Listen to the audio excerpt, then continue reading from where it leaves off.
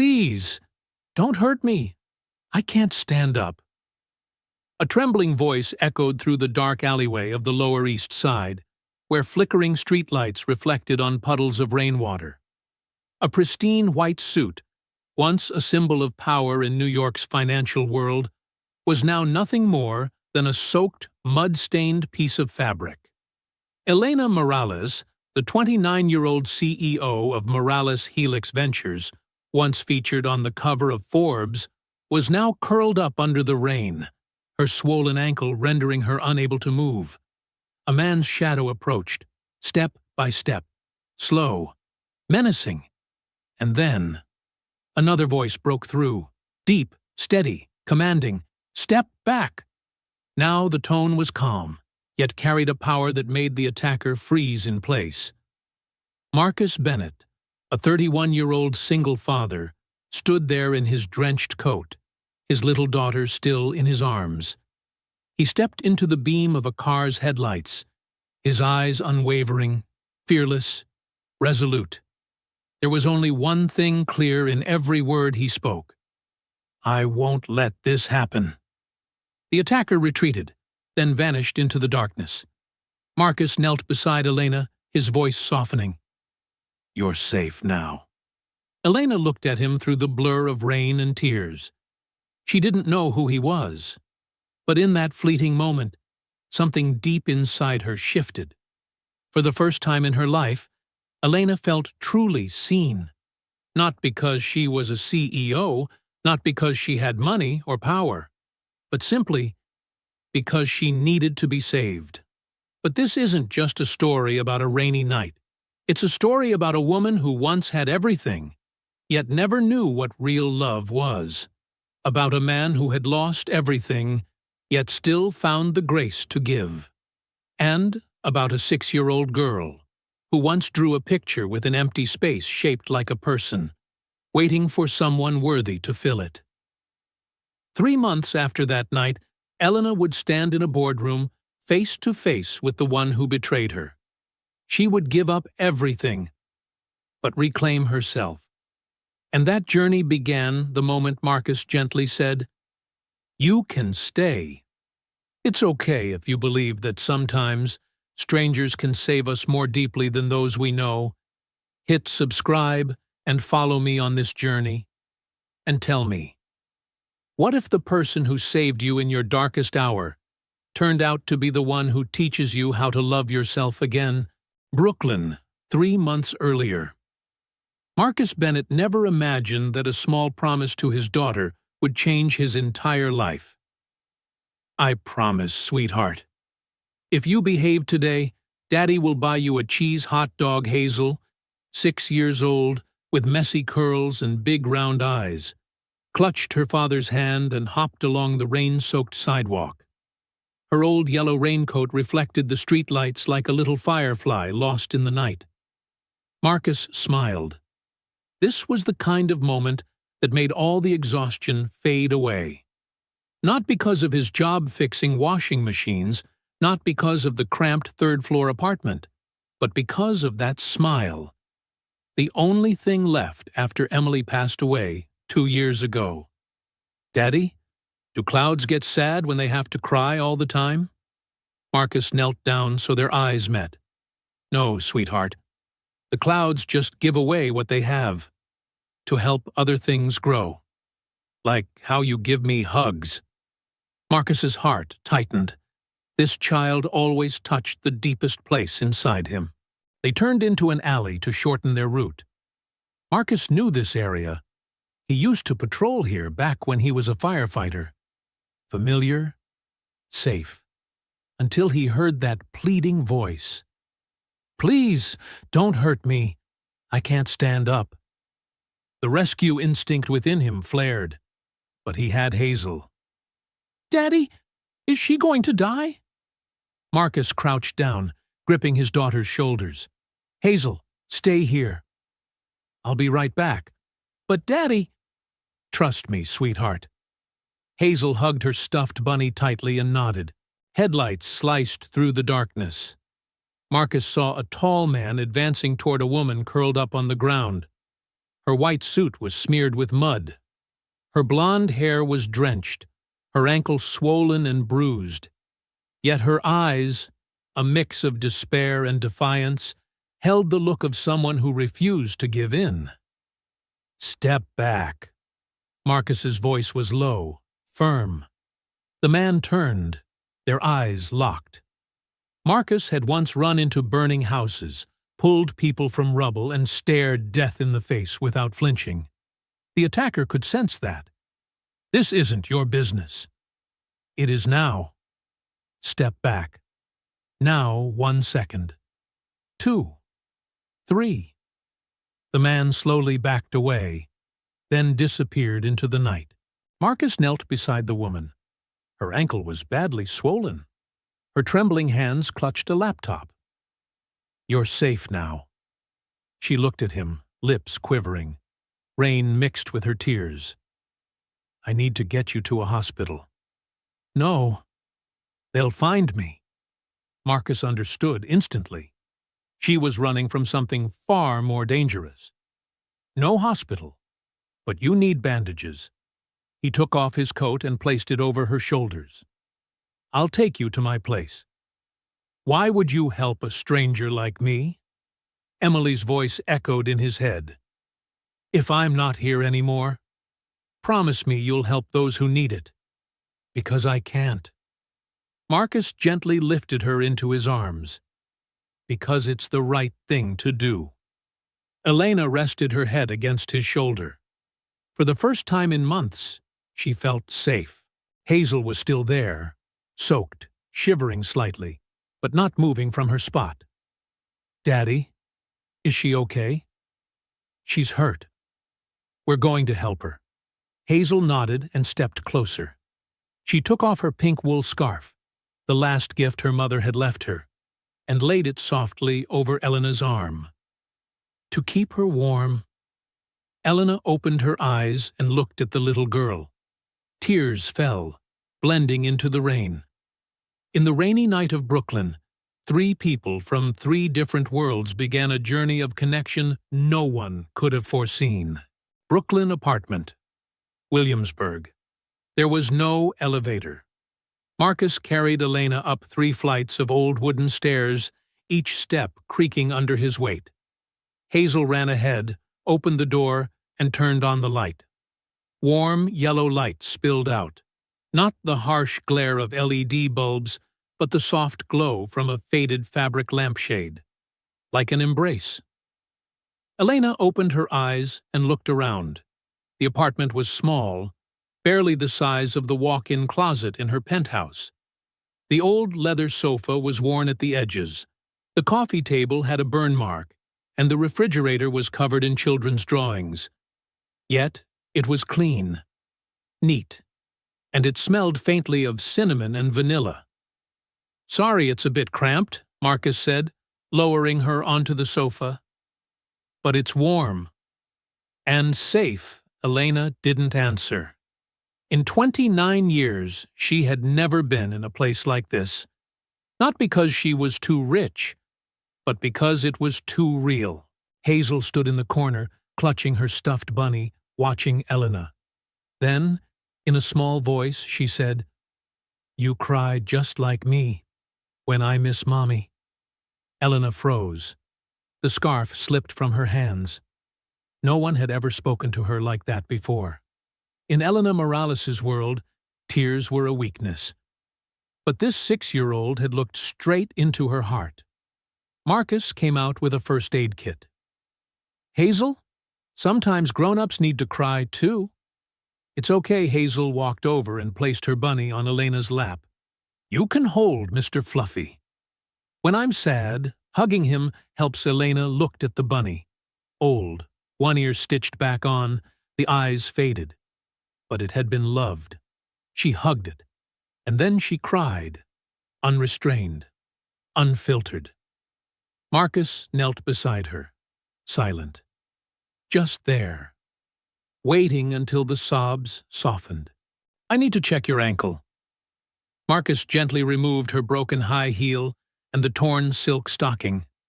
His hands were rough, calloused, scarred, but his touch was astonishingly gentle. It's badly swollen, but not broken. Probably a sprain. He looked up. Try moving your toes. It hurt, but she could move them. Good. Not too bad. He pressed a cold compress against her ankle, wrapping it carefully. Each movement deliberate, practiced. How long have you been doing this? I used to be a firefighter. A paramedic. Why did you stop? Marcus paused. Because there was something I couldn't save. Hazel spoke softly. There was a little girl in a fire. Daddy tried really hard, but heaven needed her more. Elena's chest tightened. This man had lost too much, and yet he'd still saved her. You should change into dry clothes. Marcus handed her a gray sweater and sweatpants. Not your style, but warm.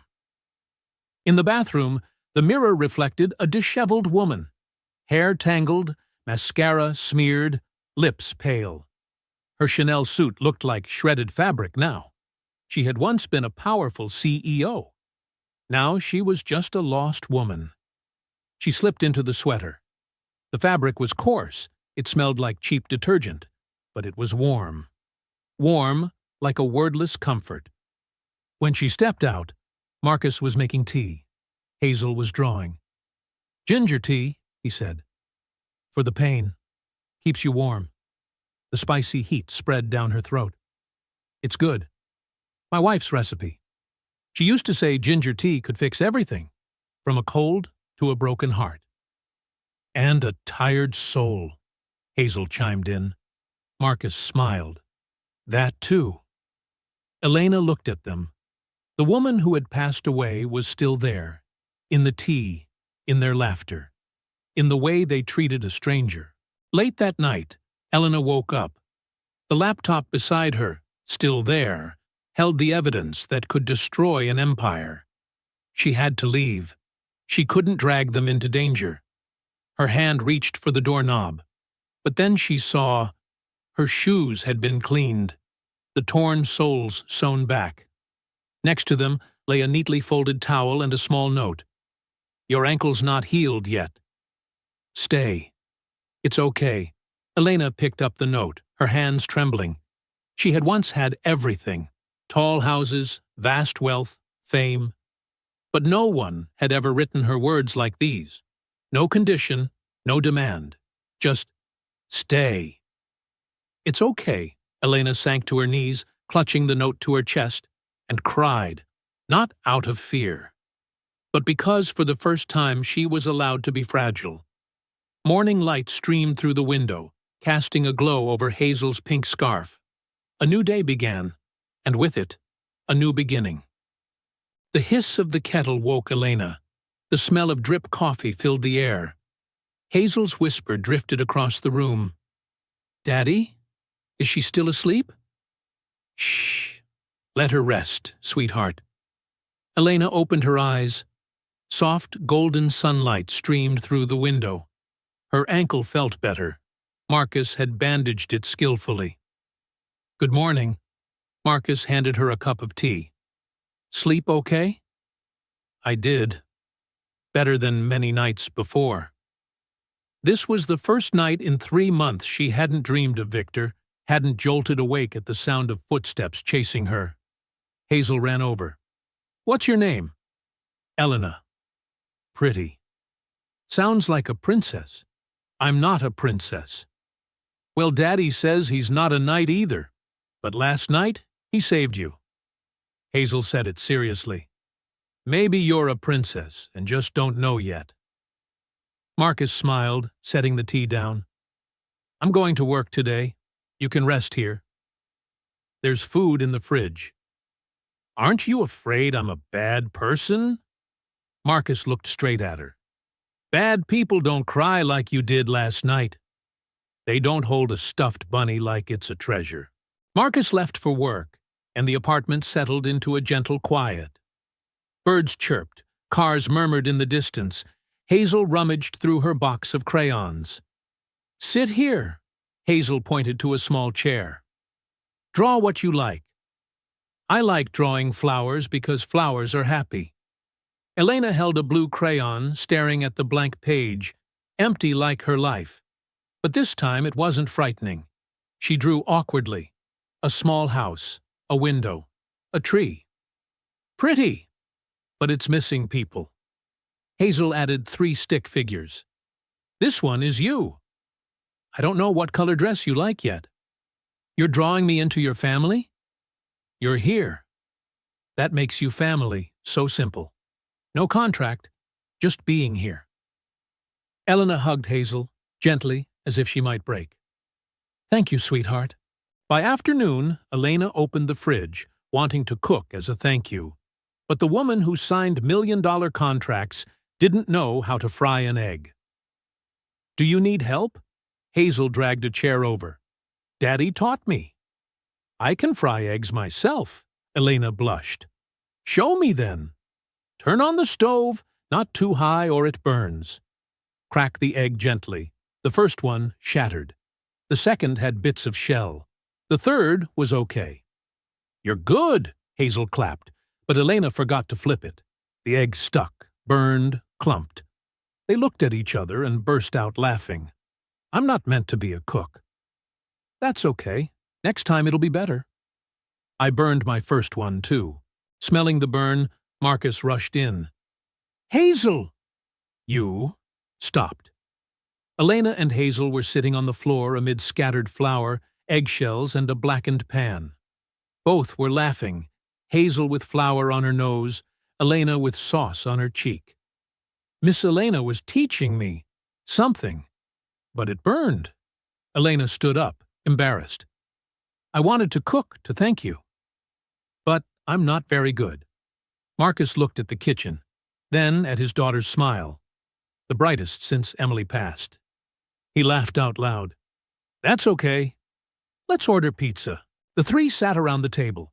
A medium pizza, not gourmet, but to Elena, the best she'd ever tasted. You've never cooked before? Hazel asked. No. I had someone cook for me. Wow, you live in a mansion. Kind of like a mansion, but cold. Not warm like this. Mommy said a home doesn't have to be big, just full of love. Marcus pulled his daughter close, eyes glistening. Elena looked at them, at the pizza, at the drawing on the fridge, and understood that what she'd been searching for all her life wasn't success. It was coming home. Hazel slept. Marcus sat by the window. Elena came to stand beside him. You're not going to ask what I'm running from? When you're ready, you'll tell me. I once had everything, but it was all chosen by others. I've never been allowed to choose. And you? You lost your wife? You raise your daughter? Aren't you lonely? Yes, but I have Hazel. I have the duty to give her a good life. So I keep going, you're a good man. I'm just trying to do what's right. Like my wife taught me, under the warm yellow light, 2 wounded hearts touched. Quietly. Healing. The first week passed like a dream with no end. Elena woke not to an alarm, but to Hazel's laughter. The little girl always rose early, climbed onto a kitchen chair to pour milk, sometimes spilling it, but always proud. Miss Elena, I made breakfast. Marcus left the house at 6, but he always left behind a cup of warm ginger tea, covered with a cloth. Next to it, a note. Painkillers in the drawer. Take them after breakfast. Hazel likes bananas. M. Short, simple lines, yet filled with care. The kind of care Elena had never received from Victor, even after more than a year of engagement. On the 4th day, Hazel tugged Elena toward the study table. Today, I'll teach you the most important thing. Draw when you're sad. Draw when I'm sad. Mommy said if you keep sadness inside, it gets heavy. Draw it out, and you'll feel lighter. Elena picked up a pen, hesitant. She was sad about her father forcing the engagement, about Victor's deceit, and about herself, for being lost. Her sketch was clumsy, black and gray lines tangled like knotted ropes. Now, Draw something that makes you happy. Elena paused. She didn't know what still made her happy. Let me draw it for you, Hazel said. The girl drew a yellow sun, blue sky, green grass, 3 stick figures, one tall, one small, one with long hair. You're happy when you're with Daddy and me, right? Tears rolled down Elena's cheeks, but they were healing tears. Yes, sweetheart, I really am. That evening, Marcus came home late, exhausted. The moment he opened the door, he smelled it. Something fragrant. Fried rice? Daddy's home! Hazel grabbed his hand. Miss Elena cooked. It didn't burn this time. On the table, fried rice, slightly browned. Soup a little thin but hot. Cucumber slices uneven but well seasoned. Elena stood by the stove, apron tied around her waist, cheeks flushed pink. I know it's not perfect, but Hazel helped. I wanted to give something back. Marcus looked straight into her eyes. Thank you. Just 2 words, but warm enough to make Elena feel she'd done something greater than signing a $1 million deal. The 3 sat around the table. Hazel talked about school. Marcus listened. Elena sat quietly, watching. It was something she'd never had before. A simple dinner. No urgent calls, no frantic emails, no pressure. Only peace. The small balcony, cool breeze, the sound of car horns, laughter from a nearby bar, a train rumbling far away. You're not going to ask about the laptop? That's something important to you. You'll tell me when you're ready. It has evidence of Victor's illegal transactions. He wanted to take over the company. I almost let him. Why? Because I thought it was love. The closest thing to love I was ever allowed to have. My father arranged the marriage to protect the company. I wanted to make him proud. I convinced myself Victor loved me. But he didn't. No. What he had were secret contracts, hidden calls. And that night, her hands trembled. Marcus placed his over hers, warm, steady. You don't have to say more. I understand silence. What about you? What was your wife like? Emily was light itself. Always hopeful in the hospital. Always smiling, even through pain. She taught me that love isn't about holding on. It's about giving. Do you miss her? Every day. But she wouldn't want me to live trapped in the past. She told me, if I go and you meet someone worthy, open your heart. Have you met someone yet? Marcus looked back at her, deep and sincere. I'm not sure. Maybe Elena's heart skipped a beat. They sat together beneath the Brooklyn stars. What was growing between them wasn't yet love, but a quiet, tender connection taking root. Before heading to his room, Marcus paused. Elena, whatever happens, you're not alone anymore. Elena's eyes stung, but she smiled. Thank you for seeing me. Not Elena Morales, the CEO. Just Elena, the woman finding her way home. On the 10th day since that fateful rainy night, Elena woke up with a strange feeling, like the sky before a storm. She looked out the window. Brooklyn's streets were peaceful as always. Yet somewhere deep down, something felt wrong. The old phone Marcus had lent her for emergencies buzzed. A message from an unknown number appeared. We know where you are, Miss Morales. The board wants to see you. As soon as possible, Elena's heart froze. Her trembling hand dropped the phone to the floor. They had found her. That afternoon, while Marcus was at work and Hazel was napping, the doorbell rang. Elena froze in place. She didn't dare look through the peephole, didn't dare move. Then a low, warm female voice called from outside, Miss Morales, it's Diane Chen, your former assistant. Please open the door. I came alone, Diane. The woman who had worked beside her for 5 years. The rare person at the company who used to ask, "Are you okay today?" instead of, "Is the contract signed yet?" Elena cracked the door open, cautious. Diane stood there in a gray suit, hair neatly tied back, eyes red from crying. Seeing Elena, she exhaled in relief. "Thank God, you're safe." "Diane, how did you find me?" "I didn't know exactly. I traced the security camera footage from that night. I had to come, to warn you." Diane glanced around, lowered her voice. "Victor is looking for you." "Not just him. Your father, too." Elena's blood ran cold. "My father?" Diane nodded. "He knows about the scandal. But instead of siding with you, he's trying to cover it up. He wants you to come back, sign a statement voiding all accusations against Victor, and proceed with the wedding." "No." Elena shook her head. "He can't."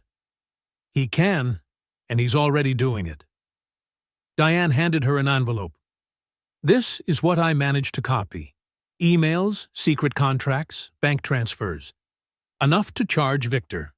But you'll need a strong lawyer. And you have to act fast." Elena took the envelope, her hands trembling. "Why are you helping me? You could lose your job." Diane gave a sad smile. "I already did. They fired me this morning for disloyalty. But that's okay. Some things matter more than a job. And you're the only boss who ever asked about my daughter's name, who remembered my birthday." Tears welled up in Elena's eyes. She hugged Diane tightly.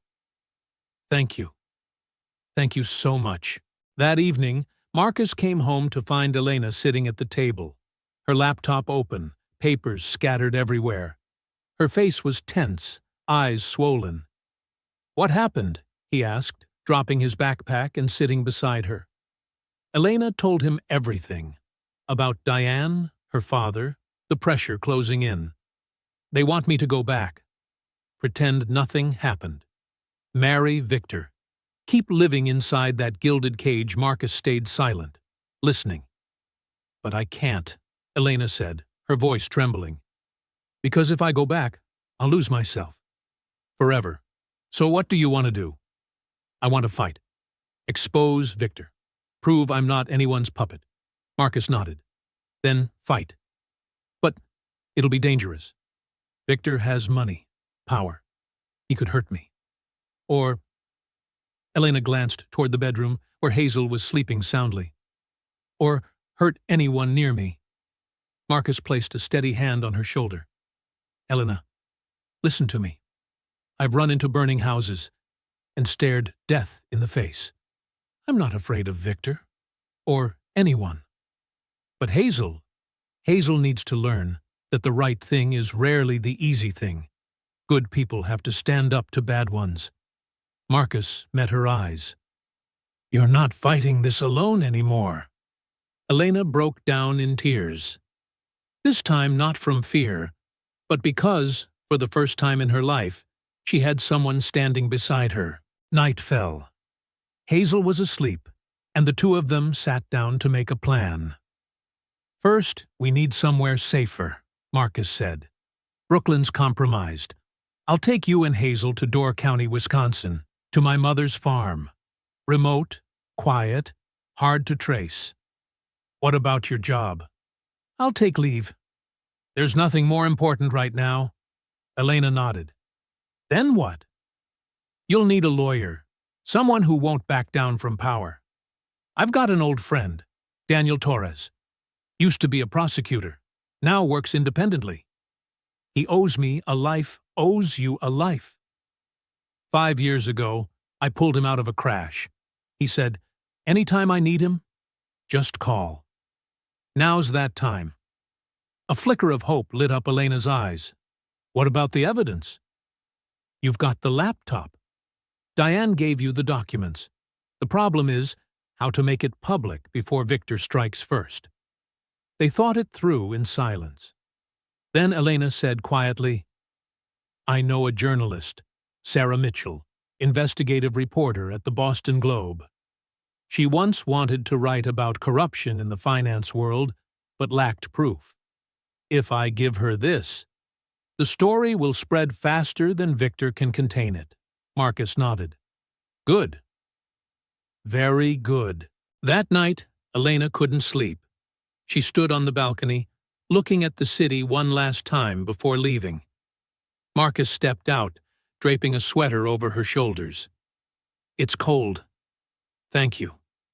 They stood quietly for a while. Do you regret it? Elena asked softly. Saving me that night? Marcus turned, surprised. Why would I? Because now you're tangled up in my mess. Because Hazel could be in danger. Because... Marcus lifted a finger to her lips, silencing her. I don't regret it. Not for a second. Their eyes met. Something had shifted. No longer just compassion. No longer just kindness. Something deeper. Stronger. Marcus slowly lowered his hand, careful not to cross a line. We should sleep. We leave early tomorrow. Elena nodded, heart pounding. As she turned to go inside, Marcus called softly, Elena. Yes? You're stronger than you think, and I'm here, always. Not a promise of romance, but a promise of solidarity. For Elena, that was enough. The next morning, the old car carried the three of them out of Brooklyn, toward Door County, toward refuge, toward hope. 5 a.m. The sky was still dark. Marcus loaded the backpacks onto the bed of his old pickup truck, a 2008 Ford, paint faded, but engine strong. Hazel sat in the back seat, hugging her stuffed bunny, eyes still heavy with sleep. Daddy, why are we leaving so early? Because we're going on an adventure, sweetheart, Marcus said, fastening her seatbelt with a smile. To visit Grandma. Grandma! Hazel perked up instantly. Will she make apple pie? Of course she will. Marcus smiled, though a flicker of worry crossed his eyes as he glanced back at the apartment building. Elena stepped out, wearing Marcus's hoodie, too big, sleeves covering her hands. She carried a small backpack, the laptop, a few borrowed clothes, and the picture Hazel had drawn for her. That was all she had left. She turned back for one last look at the old building, the place she had entered 10 days ago as a broken woman, and now the place she was leaving as someone learning to put herself back together. Ready? Marcus asked quietly. Elena nodded. I'm ready. The truck rolled out of Brooklyn at dawn. They merged onto Interstate 80 West, heading through Pennsylvania, across Ohio, toward Wisconsin.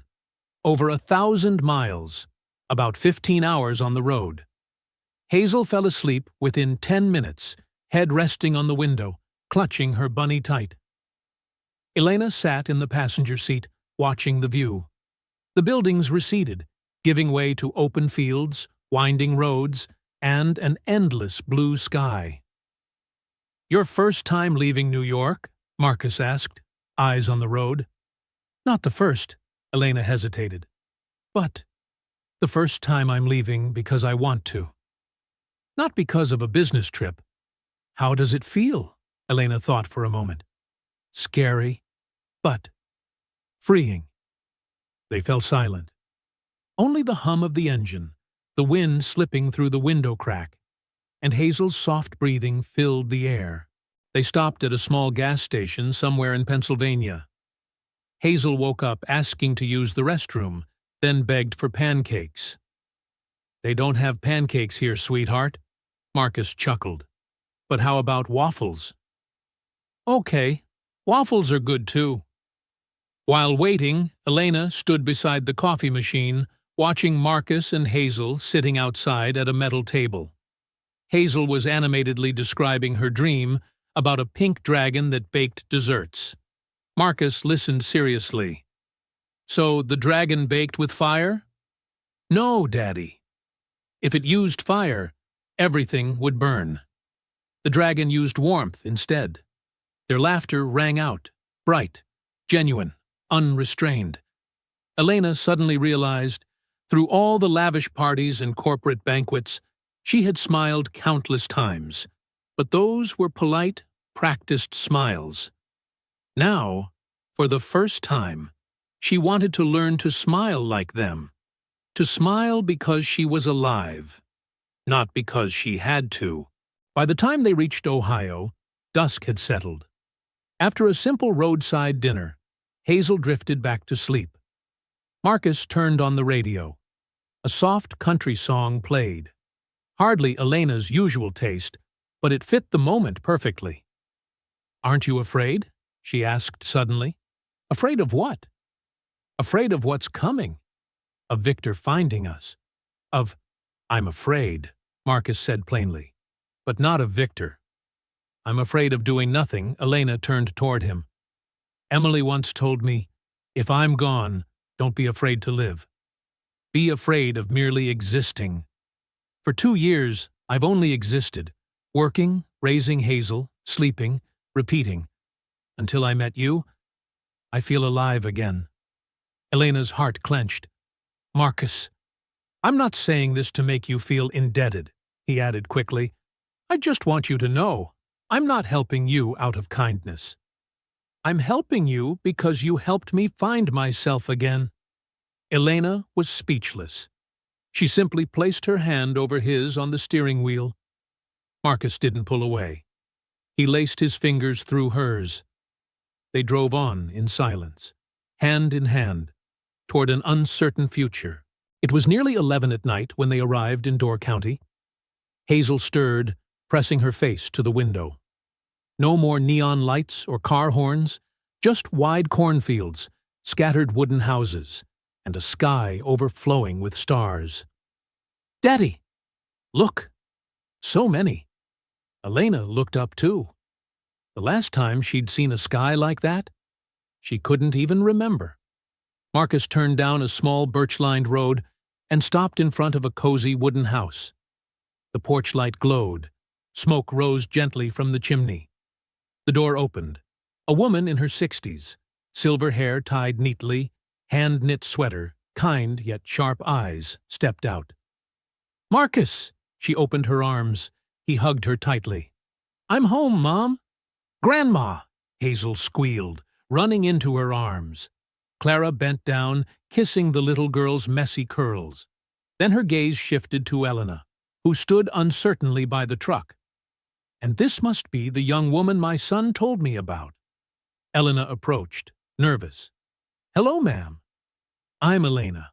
I'm sorry for—" Clara didn't let her finish. She stepped forward and pulled Elena into a firm, tender hug, the kind of motherly embrace Elena had never known. "You don't need to apologize," she said softly.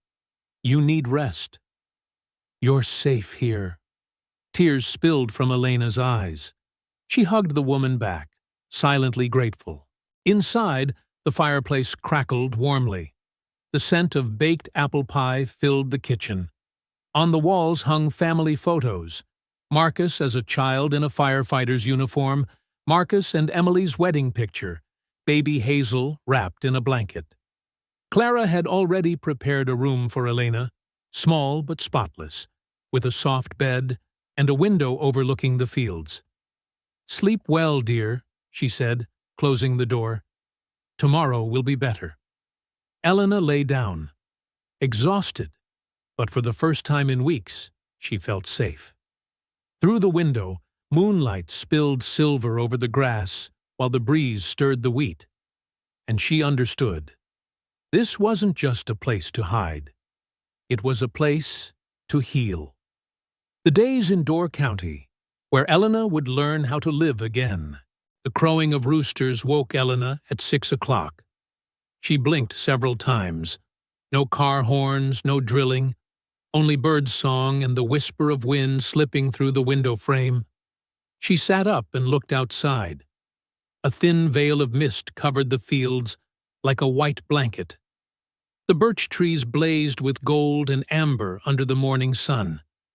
In the distance, Clara was feeding the chickens, a floral apron tied around her waist. Elena slipped on a wool sweater and stepped onto the porch. The air was crisp and clean, the scent of damp earth, dry leaves, and fireplace smoke blending together. She took a deep breath, feeling her chest open fully for the first time in years. "Sleep well, dear?" Clara smiled, scattering more grain. "Very well." "I haven't slept that soundly in a long time." Clara nodded. "This land has something that heals people." Marcus's grandmother, Hazel's great-grandmother, used to say, "This place doesn't rush. That's why it gives you time to find yourself again." Elena gazed out across the fields. The words sank deep into her heart. After breakfast, homemade toast, fresh eggs, strawberry jam, Clara led Elena to the back garden. "Today we weed," she said, handing Elena a pair of worn gardening gloves. "Sounds dull, but it's the most important lesson." "What lesson is that?" "Learning to tell weeds from flowers." They knelt by the flower bed. Clara pointed to a plump green sprout. "You think this one's a weed?" Elena thought for a moment. "Looks like it." "No, that's a chrysanthemum coming up. Pull it, and you'll lose your autumn bloom." Then she gestured to the plant beside it. "Now, this one is the weed. Looks similar, but if you let it grow, it'll steal all the nutrients." Elena nodded quietly. "Life's the same," Clara said softly, plucking the weed by its root. "Some things look good. An impressive job, a powerful man, glittering fame. But if they drain your soul, they're weeds. You have to pull them out. And what if you pull out a real flower by mistake?" Clara smiled. "A real flower grows back. Its roots run deep." That afternoon, while Hazel napped and Clara went to the market, Marcus took Elena to a special place, a small hill behind the farm, shaded by an old oak tree.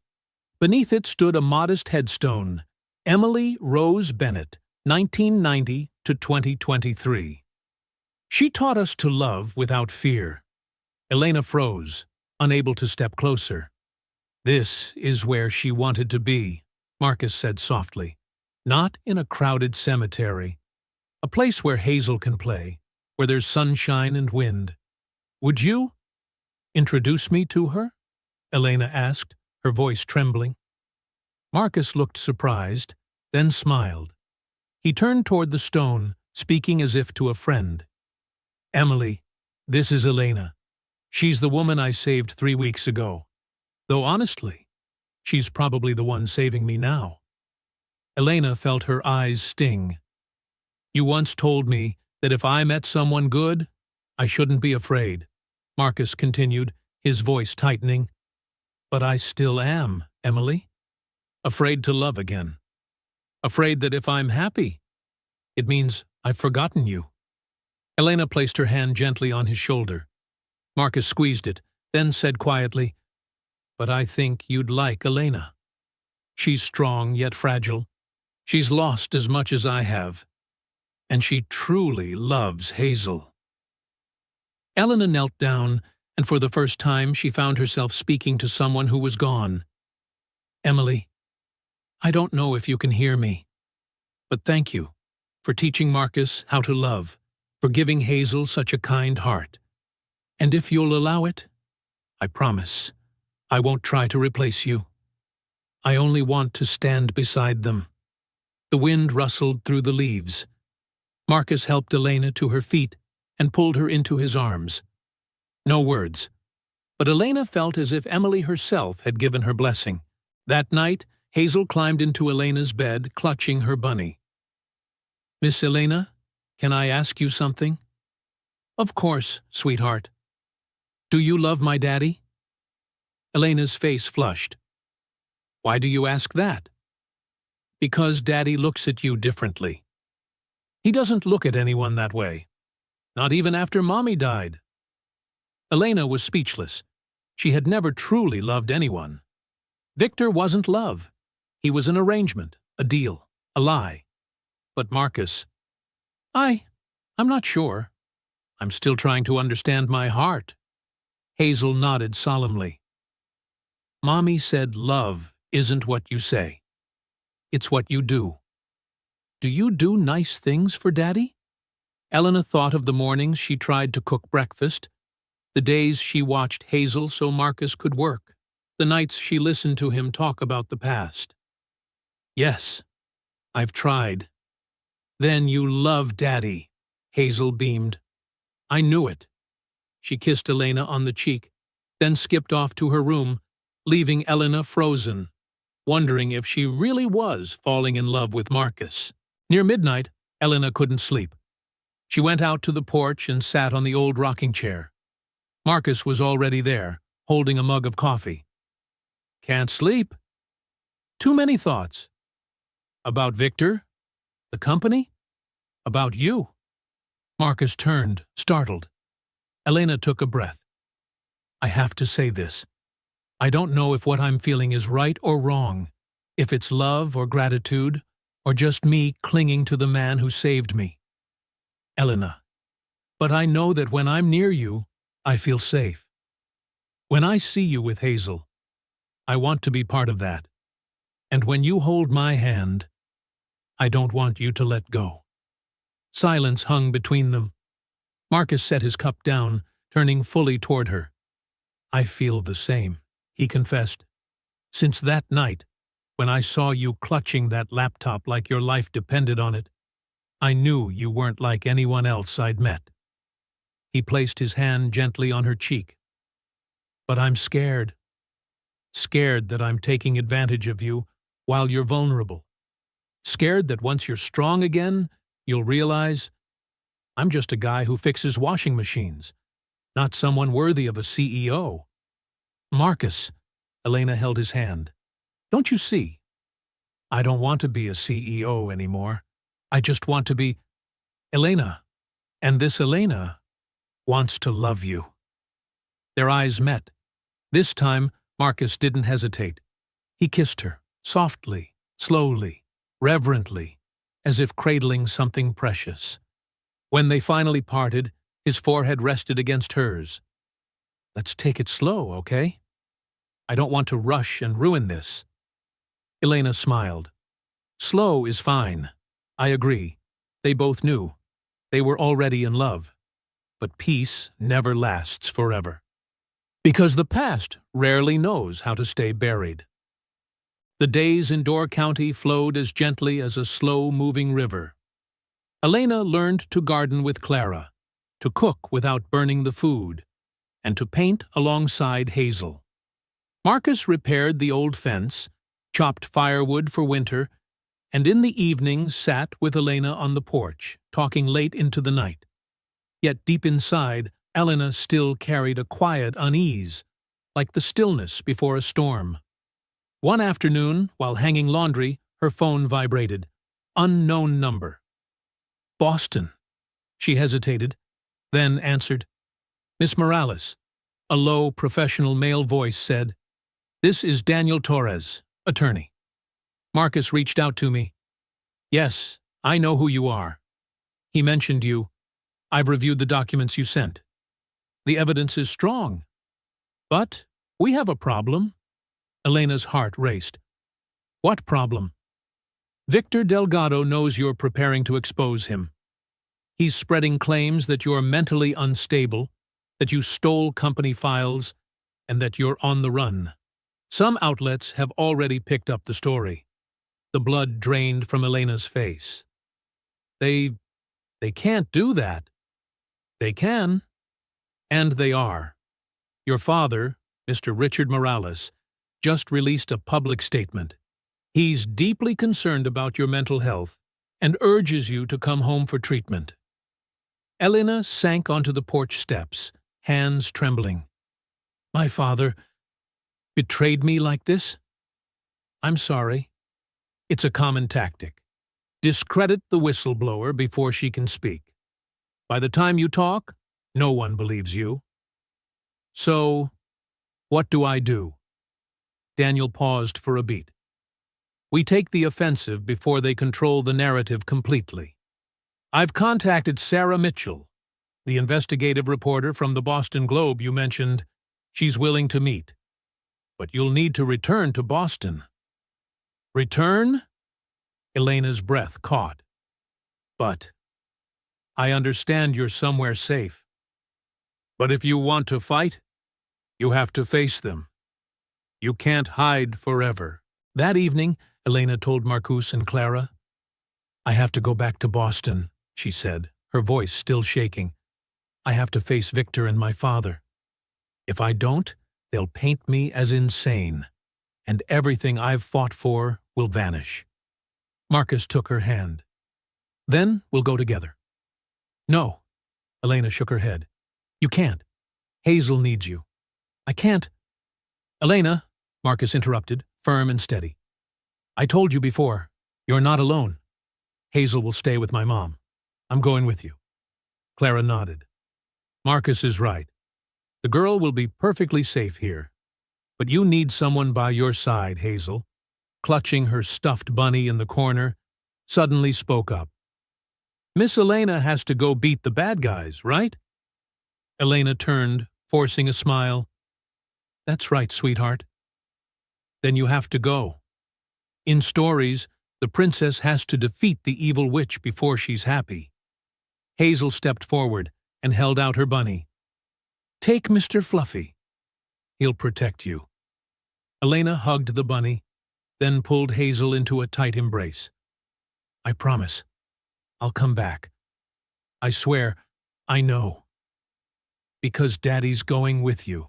The next morning, Marcus and Elena set out. This time, they weren't running. They were going to face the enemy. In the car, Elena opened her laptop, scrolling through emails, contracts, and bank records. Each line felt like a knife cutting into what little trust she had left for Victor and for her father. You okay? Marcus asked. No, Elena admitted. But I will be. I have to be. They stopped at a cafe near Chicago. Elena ordered a black coffee. Her hands trembled as she lifted the cup. Marcus placed his hand over hers, his gaze unwavering. Listen to me. You're the strongest person I've ever met.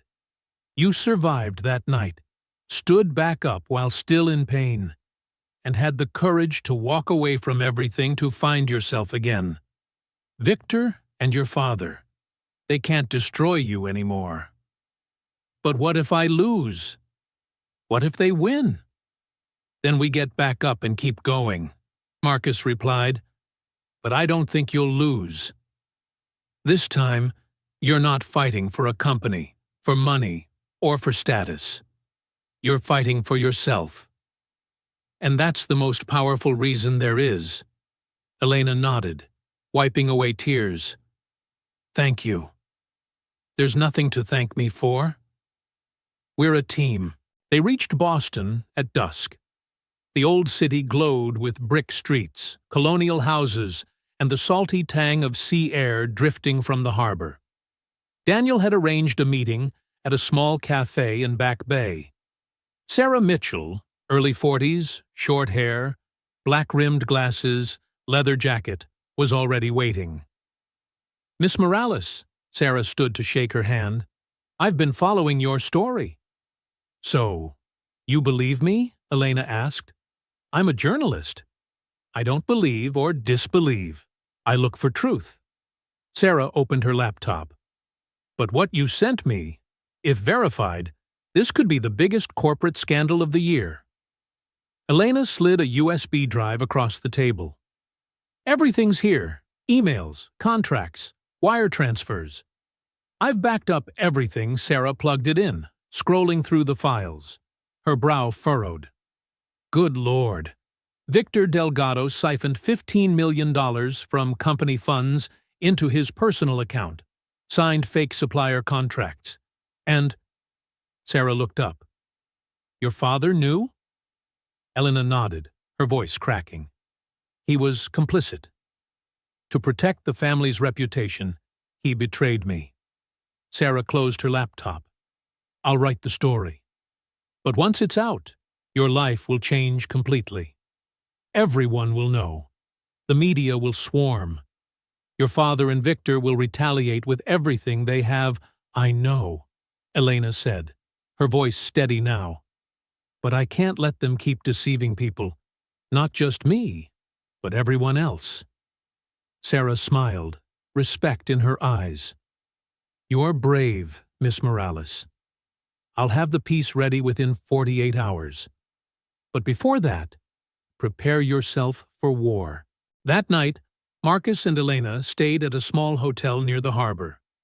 The waves crashed rhythmically outside. Elena stood by the window, staring at the dark ocean. Marcus came up behind her, wrapping his arms around her shoulders. Tomorrow, it all begins, she whispered. I know. Are you scared? Yes, but I'm more afraid of losing you than of Victor. Elena turned to face him, eyes steady. Whatever happens, promise me you'll protect Hazel. I promise. But you have to promise, too, that you'll come back to us. Elena kissed him deeply, an unspoken vow. I'll come back. Because this time, I have something worth fighting for. They held each other tightly under Boston's cold moonlight, and both knew, tomorrow, the real battle would begin. Elena couldn't sleep. She lay on the hotel bed, staring at the ceiling, counting every passing second. Marcus was on the sofa. He had insisted she take the bed, but his uneven breathing told her he wasn't asleep either. At 3 a.m., her phone buzzed. A message from Sarah Mitchell. The article's done. It goes live at 6 a.m. Be ready. Attached was a PDF file. Elena opened it, hands trembling. The headline spread across the screen. Behind the Empire, How a CFO and a Father Betrayed Their Own.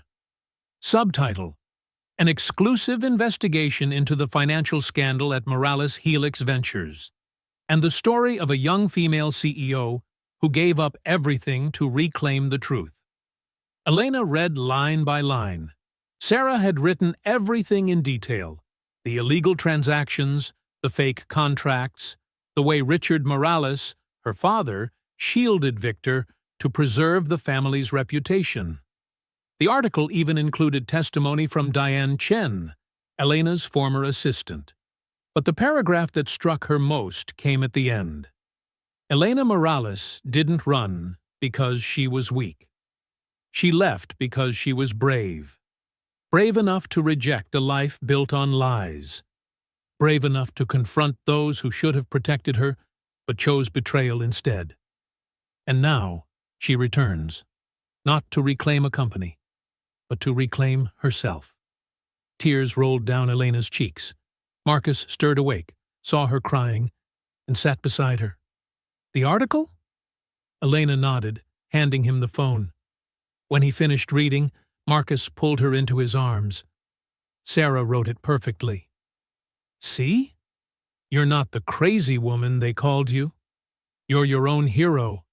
But when this goes live, there'll be no turning back. I know. And you don't want to go back, do you? Elena shook her head softly. No. I've already made my choice. The moment the article was published, the internet exploded. Within 30 minutes, it had been shared thousands of times. Twitter erupted with hashtag Morales Scandal and hashtag Stand with Elena.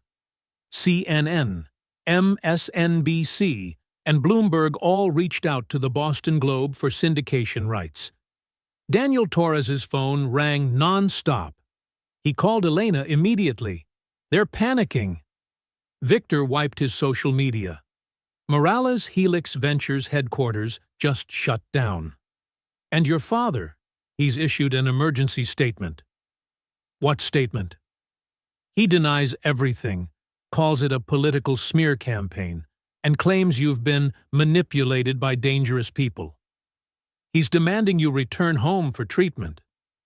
Elena let out a dry laugh. He still thinks I'll obey him? That's not all. He's hired Boston's biggest PR firm to counterattack. They'll go after your credibility, Sarah's, and mine. So what do? We fight back, with the truth. Sarah's arranged a press conference at 2 p.m. today. You'll have to stand before the media and tell your story yourself." Elena's stomach tightened, facing cameras, facing the entire country. That was her greatest fear. Marcus squeezed her hand. "I'll be right behind you. You're not alone." 2 p.m., Fairmont Copley Plaza. The press room was packed. Flashbulbs flickered. Microphones pointed at the podium. Elena walked in wearing a simple navy blue suit. No luxury brands, just clean and professional. Her hair was tied neatly, her makeup minimal. She looked out across the sea of faces. Some curious, some skeptical, some sympathetic. At the back of the room stood Marcus, straight and steady in a white shirt. He nodded once, just enough to steady her heart. Elena drew a deep breath, stepped up to the podium, and began to speak. "Good afternoon. My name is Elena Morales." The room fell completely silent. "I know many of you are here to learn the truth about the Morales Helix Ventures scandal. Today, I'm here to tell it, not through lawyers, not through journalists, but in my own voice." She paused, looking directly into the cameras. 3 months ago, I discovered that my fiancé, Victor Delgado, embezzled millions from our company. When I confronted him, he threatened me. I fled, was injured, and lived in fear. Flashes burst across the room, but Elena's voice stayed firm. But the deepest wound wasn't from Victor. It was from my father, Richard Morales. The man I expected to protect me chose instead to protect the family's reputation. Her voice wavered slightly, but no tears fell. "I've lost many things, my company, my reputation, even my family. But I found something far more important. I found myself." She glanced toward Marcus. He smiled, nodding again. "I'm not here to reclaim a company. I'm here to speak to every woman trapped in a toxic relationship, an oppressive job, or a suffocating family. You are not alone. You deserve respect and love, and you have the right to walk away from whatever breaks you." The applause began softly, then swelled, filling the room. A reporter raised his hand. "Miss Morales, your father says you suffer from mental instability. What's your response?" Elena gave a faint, sad smile. "I'm not mentally ill. I was hurt by people who were supposed to love me, and I needed time to heal. That's not weakness, it's strength." Another reporter asked, "Do you plan to press charges against Victor Delgado?" "Yes. My attorney has already filed the case. But this isn't about money. It's about justice." "And the CEO position?" "I've resigned. I won't return to a company built on lies. I'm starting over, on my own terms." Leaving the conference room, Elena felt exhausted, but lighter. Marcus pulled her into an embrace. "You were incredible." Daniel Torres approached. "The board just announced an internal investigation. Victor's been suspended from all duties. And your father, he just resigned as chairman." Elena didn't feel triumph, only the quiet sense that a door had finally closed. "So, it's over?" "Not completely. There'll still be legal proceedings. But the hardest part, you've already conquered." Elena nodded, then turned to Marcus. "Are you ready to go home?" Marcus smiled. "Always. Hazel's waiting. And this time, home for Elena wasn't a penthouse in New York or a Hamptons villa. It was a small farmhouse in Door County, where Clara and Hazel waited, and where love asked for nothing in return. But before leaving Boston, there was still one final confrontation she had to face. That evening, while Elena and Marcus were packing their luggage to return to Door County, her phone buzzed. Unknown number. She hesitated, then answered. Elena. A deep, familiar voice, one that haunted her memory. Her father. Richard Morales. Elena tightened her grip on the phone but said nothing. I need to see you. One last time. There's nothing left for us to say, sir. There is. His voice was hoarse. I know I was wrong. But at least, give me a chance to apologize. Face to face, Elena wanted to refuse, to hang up, to never see him again. But somewhere inside her, the 8-year-old girl who once sat on her father's shoulders at the park still longed for an explanation. Just once. Only once, she said quietly. Thank you. Tomorrow, 10 a.m., at Boston Common. I'll be waiting. Boston Common was quiet that autumn morning. Golden leaves blanketed the path. The faint scent of coffee drifted from a nearby cart. Elena sat on an old wooden bench. Marcus stood a few meters away, close enough to protect her, far enough to give her space. At exactly 10, Richard Morales arrived. He was no longer the imposing CEO from the magazines. His hair grayed, his shoulders hunched. The tailored suit remained, but he seemed hollow inside it. He sat down beside her. Silence lingered between them. You've lost weight, he said first. So have you. The silence returned. Then Richard spoke again, voice trembling. I'm sorry. Elena didn't look at him. Her eyes stayed on the sunlight rippling over the pond. Sorry for choosing reputation over your daughter? Sorry for making you believe your worth depended on success. Sorry for forcing you into a toxic marriage. Sorry that, when you needed me most, I wasn't there. Tears streamed down the face of the man who once commanded an empire, now just an old man drowning in regret. I don't expect forgiveness. I just want you to know, I regret it. Every single day Elena turned to him. Why? Why did you choose Victor over your own daughter? Richard closed his eyes, as if weathering pain. Because I was afraid. Afraid of losing face. Afraid people would know that the company, what I'd spent my life building, had been corrupted from within. I thought if I covered it up, it would pass. But it didn't pass. It only got worse. I know. And you were 1,000 times braver than I ever was when you stood up to it. The anger that had simmered inside Elena for months slowly began to fade. Not because she had forgiven him, but because she finally saw her father not as a monster, but as a flawed, frightened man. Do you know, Elena spoke slowly, my whole life I tried to make you proud. Top of my class, Ivy League graduate, CEO at 27. Just to hear one sentence, I'm proud of you. Her voice cracked. But you never said it. Richard broke down. I did say it, but not to you.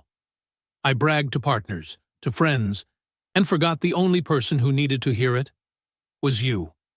He turned and took her hand. She froze, but didn't pull away. My daughter, I am proud of you. I've always been proud. I was just a terrible father who didn't know how to show it. I'm sorry. Elena looked straight into his eyes. Gone was the cold authority, the control. What remained was remorse and a belated kind of love.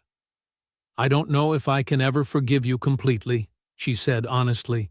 What you did left scars too deep. I understand. But I also don't want to carry hate. It only keeps me in pain. She inhaled deeply. I'll try to forgive you. Not today. Maybe not this year. But someday, Richard nodded, tears still flowing. That's all I could ever hope for. They sat in silence as yellow leaves drifted down like fragments of old memories. What will you do now? Richard asked. I'm starting over. Not with Morales Helix Ventures.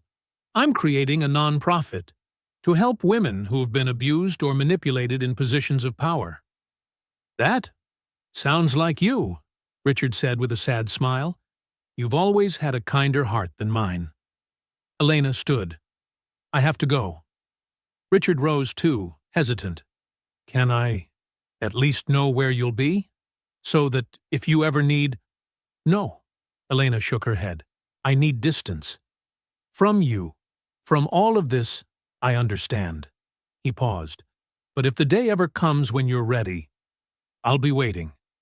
Elena nodded. Then she did something even she didn't expect. She hugged him.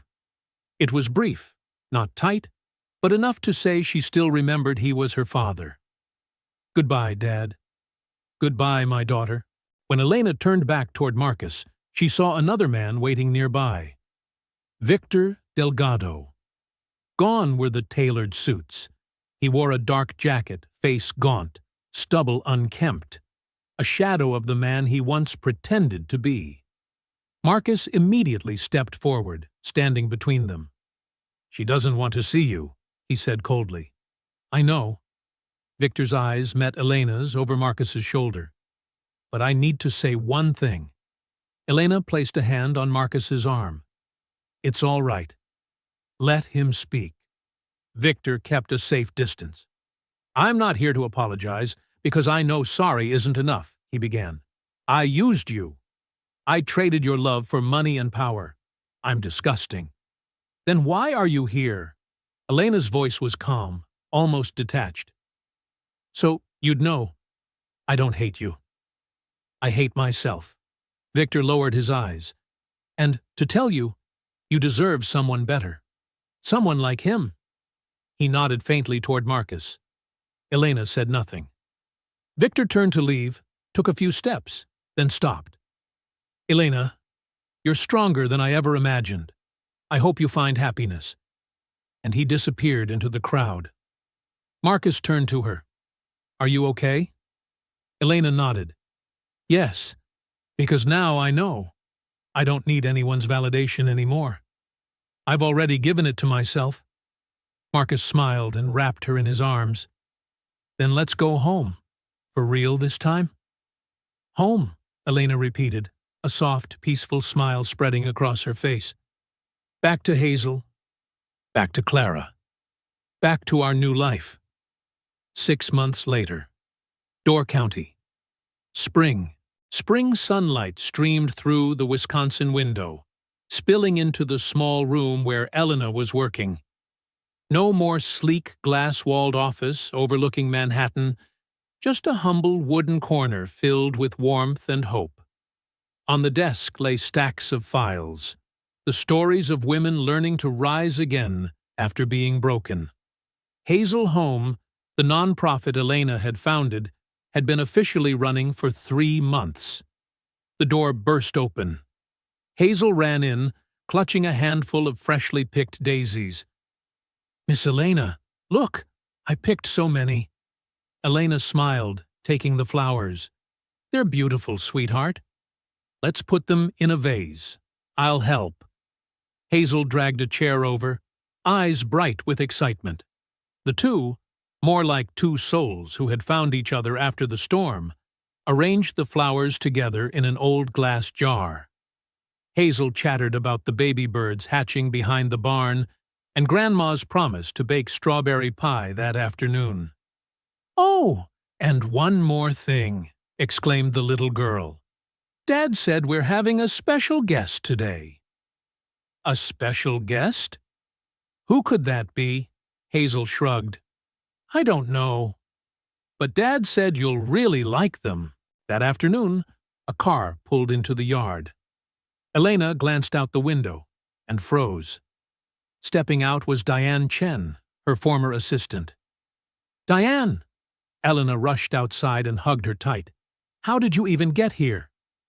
Diane smiled, eyes glistening. Marcus contacted me. He said you needed an assistant for Hazel Home, and I wanted to be part of it. Elena blinked in surprise. But you already have a new job, don't you? I do, Diane nodded. But not the one I truly want. You once taught me that sometimes we have to give up safety to pursue meaning. I want to help you. Help other women. Elena hugged her again, tears welling up. Welcome home, Diane. That evening, 6 people gathered around the dinner table. Grandma Clara, Marcus, Elena, Hazel, Diane, and Daniel Torres, visiting from Boston. Grandma Clara roasted her signature chicken. Marcus made the salad, and Elena and Diane worked on dessert. This time, nothing burned. Daniel raised his glass. "All right, everyone. A toast to Hazel Home, which has already helped 15 women find safety and a new beginning." "Cheers," everyone echoed. Hazel lifted her glass of milk high. "I want to make a toast, too, to Miss Elena, for finding her family." The room went quiet for a beat, then burst into laughter and warmth. Elena looked around the table, at these faces, these hearts that had weathered the storm beside her. This was family. Not by blood, but by love, trust, and the courage to walk together through darkness toward the light. After dinner, Marcus and Elena walked together around the farm. The moon hung bright, casting silver light across a field of yellow mustard flowers. "Do you ever regret it?" Elena asked softly, "choosing this quiet life over noisy Brooklyn?" Marcus stopped and looked at her. "Regret? No. This is the happiest I've been since Emily passed." He gently squeezed her hand. "At first I was terrified. I thought loving you meant betraying her. But my mom told me something. The human heart isn't a safe. It's a room, big enough for many memories. Each one has its place. None erases another." Elena's eyes brimmed with tears. "You love me?" Marcus smiled, then knelt down. He pulled out a small silver ring engraved with a daisy. "Elena Morales, you don't have to answer right now. But I want you to know, I want to be with you.